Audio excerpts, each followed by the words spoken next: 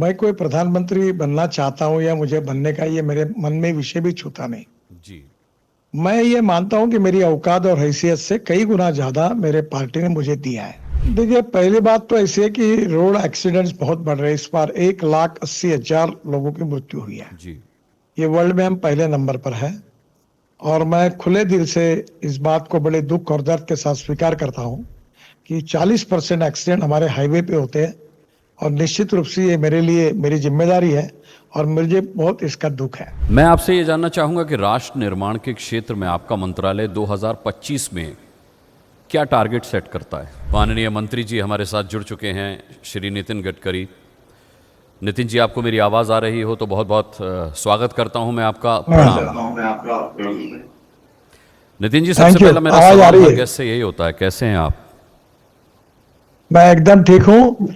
कल ही मैं श्रीनगर में था, उधर सोन टनल के उद्घाटन के लिए, तो वहीं से आया हूँ। आज नागपुर में हूँ। और मैं आपसे बात करने के लिए मुंबई आया हूं, देखिए इत्तेफाक देखिए। जी। नितिन जी, बताइए। हाँ नितिन जी। जी, बड़ा प्रिविलेज है आप हमारे साथ जुड़े हुए हैं। मैं इसको कनेक्ट भी करूंगा कि क्यों मैं इसको प्रिविलेज मान रहा हूं। लेकिन मैं आपको एक जानकारी दे दूं कि सुबह से ही जी मीडिया के इस मंच पर रियल हीरोज़ जुट रहे हैं, जिन्होंने ज़िंदगी में ऐसा कोई काम, ऐसा कोई कारनामा, ऐसा कोई मिसाल कायम की है जो लंबे समय तक याद रखी जाएगी। एक आइडल के तौर पर लोग उन्हें देखते हैं, उनसे वो मिसाल लेकर के लोगों को एक राह मिल सकती है। ऐसे लोग हमारे मंच पर जुड़ रहे हैं। मैं सबसे पहले आपसे इस इनिशिएटिव के बारे में जानना चाहूँगा कि ऐसे लोग जो रियल हीरोज़ हैं, उन्हें नोटिफाई करना, उन्हें बुलाकर सम्मान देना, ऐसा इनिशिएटिव जो जी मीडिया ले रहा है रियल हीरोज़ के तौर पर, आप इस इनिशिएटिव को किस तरीके से देखते हैं सर? देखिए, पहली बात तो ऐसी है कि आप जो कार्यक्रम कर रहे हैं वो समाज के लिए बहुत ही उपयोगी और अच्छा है। हम्म। बीच में इसके बारे में सुप्रीम कोर्ट के जजमेंट भी आया हुआ है। क्योंकि क्या हुआ, किसी की जान बचाना, किसी को मदद करना, उसके कारण उस व्यक्ति को, मदद करने वाले व्यक्ति के पीछे पुलिस की केसेस, इंक्वायरी लगती थी, उसको तकलीफ होती थी। अब ये सब बातें निकल गई है। इतना ही नहीं, तो जब आप जैसा गौरव कर रहे हैं, वैसे हमारे डिपार्टमेंट में ये जो रियल हीरोज है जो रोड एक्सीडेंट में मदद कर रहे हैं, उनको हम 5,000 रुपए देते थे। अब वो 5,000 रुपए बढ़कर उनको हम 25,000 रुपए का अवार्ड देने वाले हैं और सर्टिफिकेट देने वाले हैं, ताकि समाज में जब भी ऐसी कोई चीज होती है तो ये समाज में से हीरो अलग अलग काम के लिए आगे आए और विशेष रूप से जो असहाय लोग हैं उनकी मदद करे। तो इसमें जो पहल आपने ली है वो बहुत ही अच्छी है और इससे अनेक लोगों को प्रेरणा मिलेगी और उसका निश्चित रूप से हमारे समाज में अच्छा परिणाम निकलेगा, ऐसा मेरा विश्वास है। और आप ये जो कार्यक्रम कर रहे हैं, इसके लिए मैं आपको हृदय से बहुत बहुत बधाई देता हूँ। बहुत बहुत धन्यवाद देता हूँ आपकी इस बधाई के लिए, बहुत मायने रखती है आपकी ये बधाई। नितिन गडकरी जी, आप खुद एक रियल हीरो हैं, क्योंकि अभी आपके जुड़ने से पहले मैं जब अपने जनता से संवाद कायम कर रहा था तो मैंने देखा कि मोदी कैबिनेट में प्रधानमंत्री माननीय नरेंद्र मोदी हों, माननीय गृह मंत्री अमित शाह हों, उसके बाद अगर कोई नाम लिया जाता है, जाना जाता है, पहचाना जाता है, तो वो नितिन गडकरी का नाम है। सड़कों के लिए आपने जो काम किया है, हाईवेज़ के लिए आपने जो काम किया है, व्यक्तिगत तौर पर वो लोग देखते हैं, क्योंकि हर आदमी का वास्ता सड़क से पड़ता है। आपने जो मिसाल कायम की है नितिन गडकरी जी, उस पर फ़ख्र होता है या अफसोस होता है कि आपके पहले इस देश में जितने भी सड़क और परिवहन मंत्री रहे, वो अपना काम शायद ईमानदारी से नहीं कर पाए, इसलिए आपकी जिम्मेदारी डबल तो नहीं कहूँगा मैं, 10 गुना ज़्यादा बढ़ गई? सबसे पहली बात तो ऐसी है कि मैंने अकेले ने काम नहीं किया है। जी। ये जो कुछ काम हुआ है मेरे साथ, हमारे हजारों इंजीनियर्स, कॉन्ट्रैक्टर्स, मजदूर, उन्होंने रात दिन परिश्रम करके, मेहनत करके ये 7 वर्ल्ड रिकॉर्ड बनाए। उन लोगों ने अनेक हाईवे बनाए और ये मिली-जुली टीम का क्रेडिट है, मेरा अकेले का नहीं है। दूसरी बात एक है कि मैं अक्सर एक बात सोचता हूँ जो मेरे घर में लिखी हुई है, मनसा सततम स्मरणीयम, वचसा सततम वदनीयम, लोकहितम मम करणीयम। मैं मन में हर समय यही सोचता हूँ और यही काम करने की कोशिश करता हूँ कि मैं लोगों के लिए, जनता के लिए अच्छा काम कैसे कर सकूं, सस्टेनेबल डेवलपमेंट के साथ लोगों में, जीवन में मैं बदल कैसे ला सकूं। और यही मेरा भाव होने के कारण मैं मानता हूं कि politics is the instrument of socio economic reform. और मैं ये राजनीति को केवल सत्ता कारण नहीं मानता, समाज कारण, राष्ट्र कारण और विकास कारण। और पॉलिटिक्स को इसीलिए मैं कहता हूं कि it is the instrument of socio economic reform. तो मैं देश के लिए काम कर रहा हूं, इसका मुझे आनंद है। मुझे अवसर दिया है जनता ने, इसलिए जनता के प्रति मैं आभारी हूँ। मोदी जी ने मुझे ये कार्य करने का मंत्री के नाते अवसर दिया, इसलिए उनके प्रति आभार हूँ। और जब तक मैं हूँ, मैं अक्सर एक बात कहता हूँ कि किसी भी चीज में टेक्नोलॉजी इंपॉर्टेंट है, रिसोर्सेस इंपॉर्टेंट है, और इन दोनों से ज्यादा इंपॉर्टेंट कोई है तो टाइम और इच्छा शक्ति, समय और इच्छा शक्ति। और मुझे लगता है कि देश के लिए, समाज के लिए कम समय में अच्छा से अच्छा कार्य मैं कर सकूं, ये इच्छा शक्ति से मैं काम करते रहता हूं। काफी कुछ काम हुए हैं, कुछ होने के हैं, कुछ होंगे। ये जनता के आशीर्वाद के कारण हुए हैं और जनता के प्रति मैं इसके लिए ऋणी हूं। बहुत अच्छी बात आपने कही नितिन जी कि आपने ये काम अकेले नहीं किया, आपके मंत्रालय ने किया, आपके विभाग ने किया, बहुत सारे लोग इसमें शामिल हैं। आपके डिपार्टमेंट में आपके अलावा भी कई सारे रियल हीरोज़ हैं जो आपके लिए काम करते हैं। मैं ये पूछना चाह रहा हूँ नितिन जी कि उनको आप किस तरीके से मोटिवेट करते हैं, सम्मानित करते हैं? कुछ जी मीडिया की तरह इस तरीके का रियल हीरो इवेंट ऑर्गेनाइज करते हैं या इंसेंटिव देते हैं? मतलब हौसला अफजाई करने का, रियल हीरोज़ को सम्मानित करने का गडकरी मॉडल क्या है आपके मंत्रालय में? हम हमारे हर साल अच्छा प्रोजेक्ट, अच्छे इंजीनियर्स, अच्छे कॉन्ट्रैक्टर्स, अच्छे कंसल्टेंट, इनका गौरव करते हैं।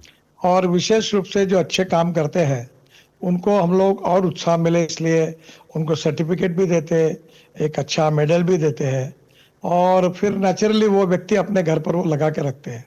तो अच्छे काम करने की प्रेरणा सबको मिले, कम समय में अच्छे क्वालिटी का काम करें। हम देश के लिए काम कर रहे हैं, समाज के लिए काम कर रहे हैं, ये भाव भी लोगों के मन में जगे। पैसा कमाना गुनाह नहीं है। हम कॉन्ट्रैक्ट लेने वाले लोग ले, दो पैसे जरूर कमाए, उसमें गुनाह नहीं है। पर हम जो कुछ कर रहे हैं वो भारत की जनता की संपत्ति है, हमारे देश की संपत्ति है। वो काम अच्छे क्वालिटी का और उत्तम होना चाहिए, इसकी भी हम चिंता करें। ये भी हम सबकी जिम्मेदारी है। ये भाव जगाना ये भी उतना ही महत्वपूर्ण है। अल्टीमेटली एक टीम वर्क के रूप में हम काम करते रहते हैं और इसलिए काफी बड़े बड़े काम जो असंभव लगते हैं वो हो जाते हैं। जी नितिन जी, मैंने हमेशा ये सुना है कि सड़क एवं परिवहन मंत्री नितिन गडकरी जी की मंत्रालय जो है, नितिन गडकरी जी के नेतृत्व में जिस तरीके से काम कर रहा है वो अभूतपूर्व है। इतना अभूतपूर्व है कि काम के चलते ये तक माना जाने लगा, और कई बार हमने सुना कि अगर देश का प्रधानमंत्री लोग किसे देखना चाहते हैं नरेंद्र मोदी जी के बाद या उनके अलावा, तो वो नाम आपका आता है कि नितिन गडकरी इस देश के माननीय प्रधानमंत्री हो सकते हैं। जाहिर सी बात है, बात आपके कानों तक भी पहुंचती होगी। तो कैसा लगता है जब काम को इस तरीके का कॉम्प्लीमेंट मिलता है? देखिए, पहली बात तो ऐसी है कि मैं कोई प्रधानमंत्री बनना चाहता हूं या मुझे बनने का ये मेरे मन में विषय भी छूता नहीं। जी। मैं ये मानता हूं कि मेरी औकात और हैसियत से कई गुना ज्यादा मेरे पार्टी ने मुझे दिया है। और ये जो कुछ मिला ये न मांगते हुए मुझे मिला है, और इसलिए काम करना ये हमारा कर्तव्य है। और कर्मण्येधिकारे से वहां फलेषु कदाचन, ये हमारी भाव है, हमारी संस्कृति है। हमने काम करना चाहिए देश के लिए और समाज के लिए, चलते रहना चाहिए, यही हमारा कर्तव्य है। बाकी जनता के आशीर्वाद से जो कुछ मिला वो बहुत कुछ ज्यादा है। हमारे यहाँ बहुत अच्छे अच्छे लोग हैं जो बन सकते हैं। मैं कभी पॉलिटिकल एम्बिशन, ये मेरा कन्विक्शन नहीं रहा। हमारे देश में एक बात जरूर है कि लोग करियर ओरिएंटेड है। मैं करियर ओरिएंटेड नहीं हूं। मैं जयप्रकाश जी के आह्वान पर राजनीति में जब आया हूं तब मैं कुछ जीवन मूल्यों के साथ कटिबद्धता रखकर इस समाज के लिए और देश के लिए कुछ काम करने के लिए आया हूं। और वो मैं काम कितना करूंगा, कर सकूंगा, यही मेरी जीवन की सबसे बड़ी परीक्षा है। और इसलिए कोई पद मिलना ये उसके पीछे कोई भाव भी नहीं है, आग्रह भी नहीं है। काम करते रहना चाहिए देश के लिए और समाज के लिए। और लोग अक्सर किए हुए काम को याद रखते हैं और वही काम करके जाना, यही हमारे लिए महत्वपूर्ण होता है। कोई मंत्री परमानेंट नहीं होता, कोई एमपी परमानेंट नहीं होता, कोई एमएलए परमानेंट नहीं होता। उसका कोई ना कोई कालावधि होता है। ये जो कालावधि मिला है इसमें ज्यादा से ज्यादा समाज के लिए, देश के लिए, गांव गरीब मजदूर किसान के लिए जो भी काम मैं कर सकता हूँ वो करना चाहिए। मैं कोई साधु नहीं हूँ, मैं कोई सन्यासी नहीं हूँ, कोई बहुत डेडिकेटेड निष्ठुर ऐसा व्यक्ति भी नहीं हूँ। मेरा घर परिवार है, खेती है, सब कुछ है। घर परिवार देखकर फिर मैं समाज के लिए काम करता हूँ, और ऐसा ही सोचकर अनेक लोग काम करेंगे तो हम समाज में अच्छा काम कर सकेंगे। यही मेरा भाव है। बाकी क्या होना, क्या मिलना जुलना, इस भाव से ही मैं दूर हूँ। तो इसके कारण कभी अस्वस्थता भी नहीं होती, कभी खुशी भी नहीं होती और कभी नाराजगी भी नहीं होती। मैं जानता हूँ नितिन जी कि आपकी राजनीतिक महत्वाकांक्षा नहीं है, वरना आपके काम में वो तासीर नहीं होती। मैंने तो जनता की भावनाएं आप तक पहुंचाई कि वो आपको प्रधानमंत्री के तौर पर देखना चाहते हैं, और किसी भी राजनीतिक हस्ती के लिए ये एक बहुत बड़ा कॉम्प्लीमेंट हो सकता है कि वो देश के नेतृत्व के तौर पर आपको कमान देना चाहते हैं। दिल्ली हो या मुंबई हो नितिन जी, या फिर देश का कोई और भी शहर हो, दिल्ली मैंने इसलिए कहा क्योंकि राजधानी है, और मुंबई मैंने इसलिए कहा क्योंकि औद्योगिक राजधानी है। नितिन गडकरी जी ने सड़कें तो बहुत प्यारी बना दी हैं, लेकिन उन पर जाम की समस्या से शहर दो चार होता रहता है। अभी मैं अपनी ऑडियंस से भी बात कर रहा था तो ये सवाल वहाँ से भी आया कि जाम इंसान का बहुत वक्त बर्बाद कर रहे हैं। आपने सड़कें तो बना दी, लेकिन वो तब तक बेकार हैं जब तक उस पर जाम लग रहे हैं। और अगर नितिन गडकरी जी इस जाम की समस्या से निजात नहीं दिलाएंगे तो फिर हम किससे उम्मीद करें? देखिए, पहली बात तो है कि मैं केवल नेशनल हाईवे के लिए जिम्मेदार हूँ। स्टेट हाईवे के लिए, डिस्ट्रिक्ट हाईवे के लिए राज्य सरकार उनका काम होता है। जी। और दिल्ली म्यूनिसिपल कॉरपोरेशन है, डीडीए है, और दिल्ली की सरकार है, उनकी भी सड़कें हैं। मैं आपको बताना चाहता हूँ कि मैं दिल्ली में अब 65,000 करोड़ रुपए के काम चालू है। 35,000 करोड़ के काम हमने पूरे किए हैं, और मैं अभी 5 साल में ये 1 लाख करोड़ तक लेके जाऊंगा। दिल्ली में काफी रोड हम बना रहे। दिल्ली से देहरादून अलग से, ये 1 लाख रुपए में मैंने करोड़ में नहीं कहा। दिल्ली से जयपुर, दिल्ली से देहरादून 2 घंटे में हो जाएगा। दिल्ली से जयपुर 2 घंटे में होगा। दिल्ली से कटरा 6 घंटे में। दिल्ली से श्रीनगर 8 घंटे में। दिल्ली से हमारे मुंबई से अभी हम लोग चेन्नई से बेंगलोर रोड बना रहे हैं, वो 2 घंटे में हो जाएगा। मैसूर से हमने बेंगलोर बना दिया, वो 45 मिनट में, 1 घंटे में हो गया। अभी मेरठ से दिल्ली 4 घंटे था, वो 45 मिनट में आया। तो अब हम लोग क्या है कि कोशिश तो कर रहे हैं, पर पॉपुलेशन और ऑटोमोबाइल पॉपुलेशन दोनों भी बढ़ रही है। मैं मुंबई में था, मैंने 55 उड्डान पुल बनाए, वर्ली बांद्रा सीलिंग प्रोजेक्ट बनाया, फिर मुंबई पुणे एक्सप्रेस हाईवे बनाया, फिर भी ट्रैफिक जाम हुआ। केवल ट्रैफिक जाम का ये समस्या नहीं है, पोल्यूशन ये भी समस्या है। और इसलिए मैंने तय किया कि मैं ये एयर पोल्यूशन के लिए भी काम करूंगा। Ethanol, methanol, biodiesel, bio CNG, electric, बाद में हाइड्रोजन, ये सब फ्यूल हमने लाई है, और धीरे धीरे इससे प्रदूषण भी कम होगा। और दूसरा, जो दिल्ली में मैं 1 लाख करोड़ के काम कर रहा हूँ 2 साल के अंदर, दिल्ली में भी इसकी काफी राहत मिलेगी। जैसे अभी पानीपत से एयरपोर्ट जाने के लिए 3 घंटे लगते हैं, मैं विश्वास दिलाता हूँ कि अगले 3 महीने के अंदर पानीपत के बाद एक UR2 हमने बनाया, जो डायरेक्ट T2 पे लेके जाएगा, T3 पे लेके जाएगा, जिसमें केवल आधा घंटे में जाना हो जाएगा। तो ऐसे अनेक बहुत ही हम लोग कर रहे। द्वारका एक्सप्रेस हाईवे की टनल बना दी है नीचे में, जो एयरपोर्ट के अंदर से नीचे से जाएगी। तो ऐसी बहुत सी बातें जो है दिल्ली के लिए हम कर रहे हैं। दिल्ली का पेरिफेरल रोड बनाया है, वो एक कालिंदी कुंज वाला बड़ा 10,000 करोड़ का रोड बना रहे हैं। फिर दिल्ली देहरादून के कारण ट्रैफिक जाम होगा। ऐसे अनेक योजनाएं पे काम कर रहे हैं। जेवर एयरपोर्ट का रोड बना रहे हैं। तो मुझे लगता है कि आने वाले 2 साल में दिल्ली में निश्चित रूप से फर्क पड़ेगा। पर जो पॉपुलेशन बढ़ रही है, ये भी एक समस्या है। ऑटोमोबाइल का नंबर भी बढ़ रहा है। तो हम तो कोशिश कर रहे हैं कि दिल्ली को प्रदूषण से मुक्ति दिलाएंगे, और मुझे लगता है कि एक 5 साल के अंदर दिल्ली अच्छी होंगी। और मुंबई भी, मैं जब था तो हमने काफी, अब मुंबई दिल्ली एक्सप्रेस हाईवे बनाया, अब मुंबई को वर्ली बांद्रा सीलिंग को आगे विरार तक लाया जा रहा है। हम दिल्ली मुंबई हाईवे को उधर जोड़ रहे हैं, जिसके कारण Nariman point two Delhi direct 12 घंटे में हो जाएगा। तो ऐसे बहुत से नए नए प्रोजेक्ट आ रहे हैं। फिर दिल्ली मुंबई JNPT तक जा रहा है। तो मुझे लगता है आने वाले समय में दोनों शहरों का पोल्यूशन और ट्रैफिक जाम कम करने की कोशिश है। पर इसमें महानगर पालिका, वहाँ की स्टेट गवर्नमेंट और इनकी भी भूमिका महत्वपूर्ण है। उनको भी हम सहयोग करेंगे, और जितना होगा उससे पोल्यूशन और ट्रैफिक जाम कम करने की कोशिश करेंगे। अब जैसे धौला कुआं था एयरपोर्ट के आते समय, वहां बहुत ट्रैफिक जाम होता। आप जरा याद करिए 4-5 साल, 3-4 साल पहले जी। अब वहां कोई ट्रैफिक जाम नहीं होता, वही 1-1 घंटा रुकना पड़ता था।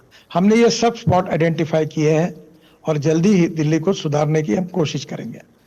नितिन जी, आपने दिल्ली की बात की और कहा कि 5 सालों के अंदर प्रदूषण मुक्त कर देंगे दिल्ली की सड़कों को। सवाल ये है कि आपके विरोधी जो कई बार हाईवेज पर गड्ढे भी दिखाते हैं, वो ये कह रहे हैं कि ये कहीं दिल्ली विधानसभा को लेकर के चुनावी जुमला तो नहीं है?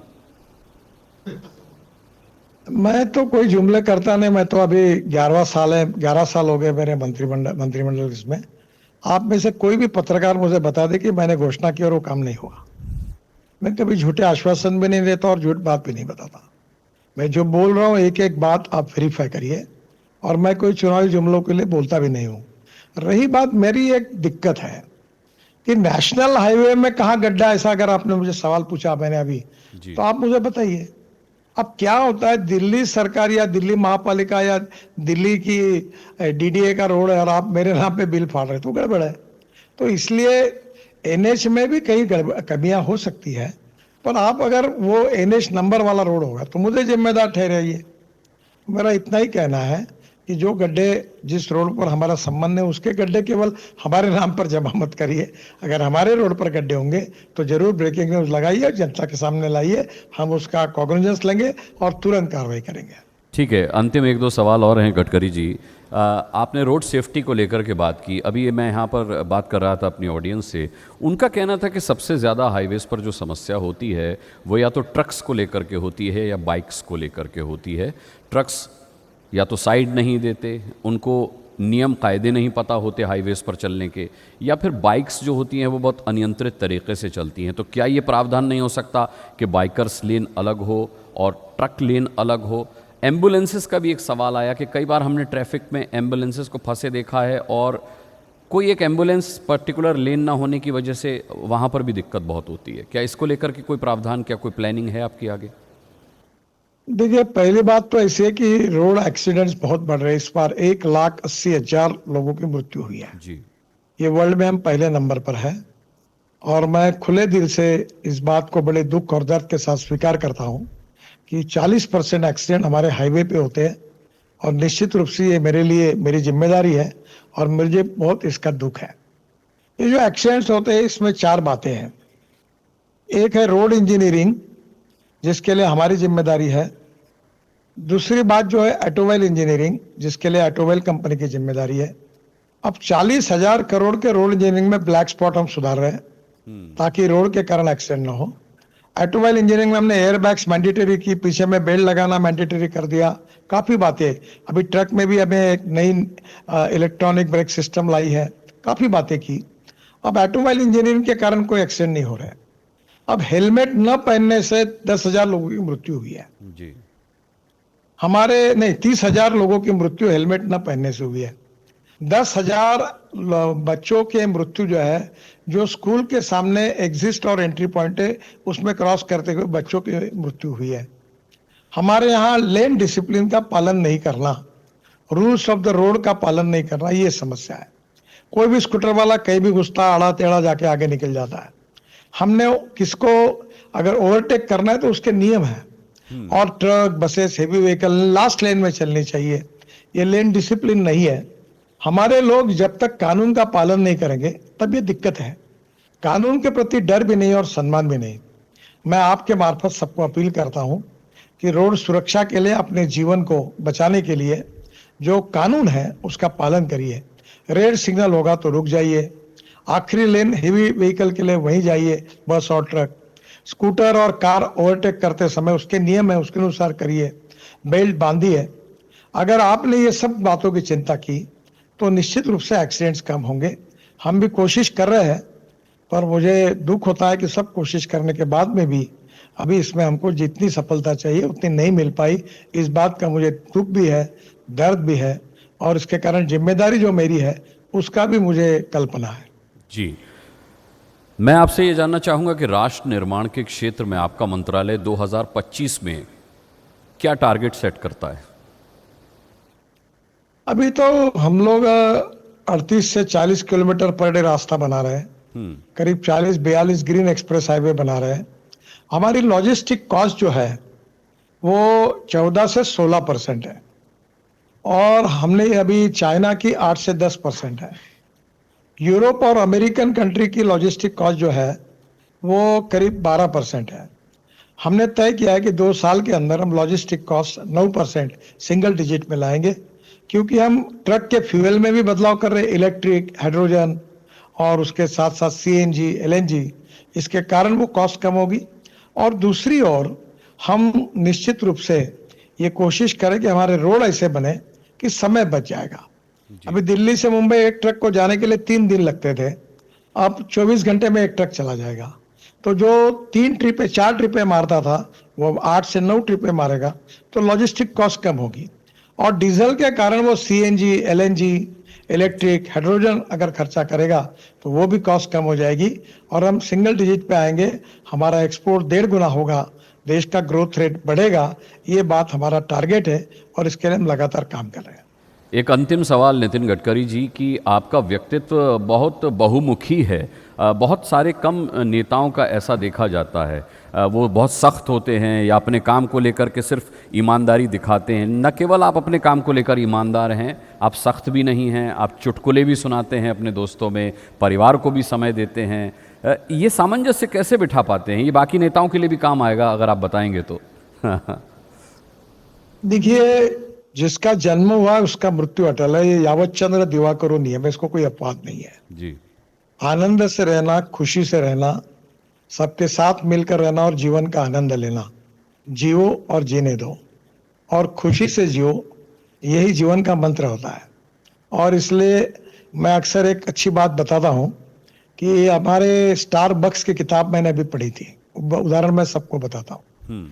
उसमें उन्होंने एक अच्छी बात कही है कि जब तुमको खुशी होती है, सक्सेस मिलता है, तो उस खुशी की खुशी या सक्सेस की खुशी अगर तुम्हारे अकेले को होती होंगी, देन वो सक्सेस इज मीनिंगलेस। पर जब उस खुशी में तुम्हारे सबऑर्डिनेट्स, तुम्हारे मित्र, सब तुम्हारे लोग शामिल होते हैं और उनको तुमसे ज्यादा खुशी होती है, then that is the true meaning of success. आनंद से रहो, खुशी से रहो। Life is too short, try to enjoy it. जीवन का आनंद लेते हुए आगे चलते रहो, ये सबके लिए अच्छा है। और जो भगवान ने हमको दिया है वो बहुत कुछ दिया है, उसी में समाधान मानकर अगर हम रहेंगे तो जीवन का आनंद बढ़ता जाएगा और वो खुशी, आपकी उम्र भी बढ़ती जाएगी। बहुत बहुत धन्यवाद करना चाहूँगा मैं। जी मीडिया की तरफ से आपको बहुत बहुत शुभकामनाएं देना चाहूँगा कि रियल हीरो आप जो बने हुए हैं पूरे देश के सामने, आप अपने कामों के ज़रिए इस तरीके से अपना ये कद कायम रखें। नितिन गडकरी जी, आप इस सेशन में शामिल हुए, एक बार ऑडियंस से कहूँगा ज़ोरदार तालियाँ हमारे मंत्री जी के लिए बजाएं। बहुत बहुत धन्यवाद करना चाहूँगा नितिन जी, एक बार फिर से आपका बहुत बहुत धन्यवाद।